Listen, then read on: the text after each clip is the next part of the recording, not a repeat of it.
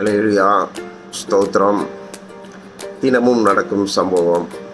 ஒரு இடத்துல உட்காந்து பேசிக்கிட்டு இருந்தோம். அப்போது சிலவங்க வந்து பயங்கரமாக ட்ரெஸ் பண்ணி அப்படியே லிப்டிக்கு போட்டு அப்படியே சைக்கிளில் வந்தார் சஃபாரியோட. அவர் போகும்போது ஒருத்தர் சொன்னார், அகத்தின் அழகு முகத்தில் தெரியுது, இதில் இந்த ஆள் சஃபாரி போட்டால் மட்டும் மாறிட போகுதா அப்படின்னாரு. ஆமாங்க, பெருமை எவ்வளவு பயங்கரமானது. பெருமைங்கிறது எவ்வளவு பயங்கரமானது. அது தன்னை பெரிய ஆள் என்று சொல்லி தன்னைத்தானே உயர்த்தி உயர்வான எண்ணங்களை கொடுத்து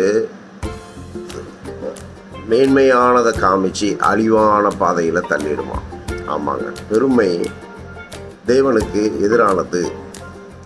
பெருமை ஒரு மனுஷங்களை வந்துட்டா அவங்ககிட்ட ஊர் பெருமை வரும், மொழி பெருமை வரும், ஜாதி பெருமை வரும், பண பிரச்சனை வரும், எல்லாமே வந்துடும். பெரும்பாலும் இந்த பெருமை பேசுகிறவங்கெல்லாம் கண்ணாடி ஷோரூமில் இருக்கிற பொம்மையை போன்றவர்கள். ஒருவங்களுக்கு பல கோடி பணம் இருந்துச்சுனாலும் அவங்க பப்ளிக்கோட பழகவே முடியாது. ஆமாங்க, கண்ணாடி ஷோரூமில் இருக்கிற பொம்மை கழுத்தில் வைர நகை, தங்க நகை, எல்லா நகையும் போட்டு அது ஷோரூமுக்குள்ளே இருக்கும். அதே மாதிரி காஸ்ட்லியான ட்ரெஸ்ஸை போட்டு அது ஷோரூமுக்குள்ளே இருக்கும். அது உலகமாக மனுஷனாக நகையை போட்டோ துணியை உடுத்தோ வரவே முடியாது. அதே போல் தான் மனிதர்கள் தாங்கள் பெருமை, நாங்கள் எங்கள் தாத்தா இவ்வளோ சேர்த்து வச்சார், அதனால் நாங்கள் இவ்வளோயான நகையை போட்டு வெளி உலகத்தோடு பழகாமல் அப்படியே ஷோரூம் மாதிரி வாழ்ந்து தொட்டில் பழக்கம் சுடுகாடு மட்டும் போயிடுவார்கள். அதே மாதிரி வகையான ட்ரெஸ்ஸை உடுத்து நாங்கள் இப்படி வளர்ந்தவர்கள், நாங்கள் இங்கேயே இருப்போம் அப்படின்னு போயிடுவாங்க.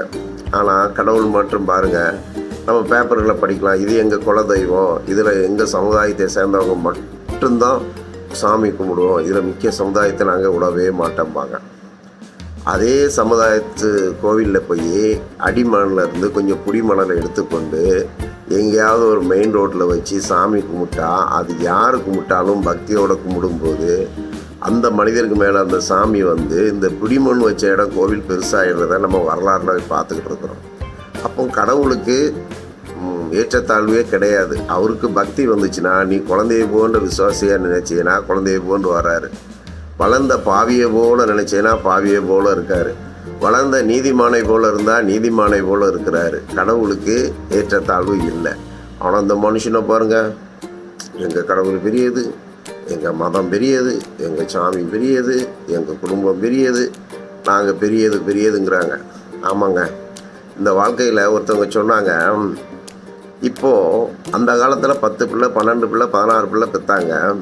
இன்றைக்கி பண வசதி இருக்குது, ஒரு குழந்தை கூட பெற முடியாமல் அதாவது குழந்தை பெற இடத்துல போய் நின்றுக்கிட்டு இருக்காங்க. அதுக்கு ஒரு அடிப்படை காரணமாக இது கூட இருக்குதுன்னாங்க. என்னங்க அப்படின்னா, ஓரளவு வசதி வந்துச்சுன்னா அது ஏசிலேயே தூங்குறாங்களாம், ஏசி கிளாஸ்லேயே படிக்கிறாங்களாம், ஏசி கிளாஸ்லேயே வேலைக்கு போகிறாங்களாம், ஏசி கிளாஸ்லேயே வேலை பார்க்குறாங்களாம். அதனால் அந்த உடம்புல இருக்கக்கூடிய ஒரு ஹீட்டிங் பவரே இல்லாமல் போகுது. அப்புறம் அவங்களுடைய டார்கெட் மித்தமாக அவங்க உழைப்புன்னு போகிறதுனால அந்த குடும்ப வாழ்வியலுக்கு உண்டான ஒரு காலகட்டமும் இல்லாமல் போகுது. அவங்க 4 பேரோட பழகிறதில்ல, 4 பேரோட சேர்றதில்ல. எல்லா மனிதர்களும் குற்றவாளி, நாம் மட்டுமே புத்திசாலி அப்படிங்கிற எண்ணத்திலே வாழ்கிறதுனாலும் அங்கே வாழ்வியலும் பாடு இருக்குது, உடல் ரீதியாகவும் பாடு இருக்குது. கடவுள் விதை நெல்லை போல் வனாந்தரத்தில் நம்ம நடத்தி வந்து மேடு பள்ளம் குழி குண்டு எல்லாத்தையும் காமிச்சு சபிக்கப்பட்ட ஜனங்க ஆசீர்வதிக்கப்படுறாங்க. ஒரு நேரத்தில் கொத்தடிமையாக இங்கேருந்து சாப்பாட்டுக்கு வழி இல்லாமல் அந்நிய தேசங்களை கரும்பு தொழிலாளிக்கு போன சந்ததி இன்றைக்கி ஏகபோகமாக வாழ்ந்துக்கிட்டு இருக்காங்க. இங்கேயே நாங்கள் இந்த பரம்பரை பிறந்தவங்க நம்ம இன்னும் ஏழை நாட்டில் இருக்கிறோம். உழைக்கிறவங்க கடவுளுக்கு பயந்தவங்க முன்னேறுறாங்க. கடவுளை தெரிஞ்சே அநியாயம் பண்ணுறவங்க டேஸ்.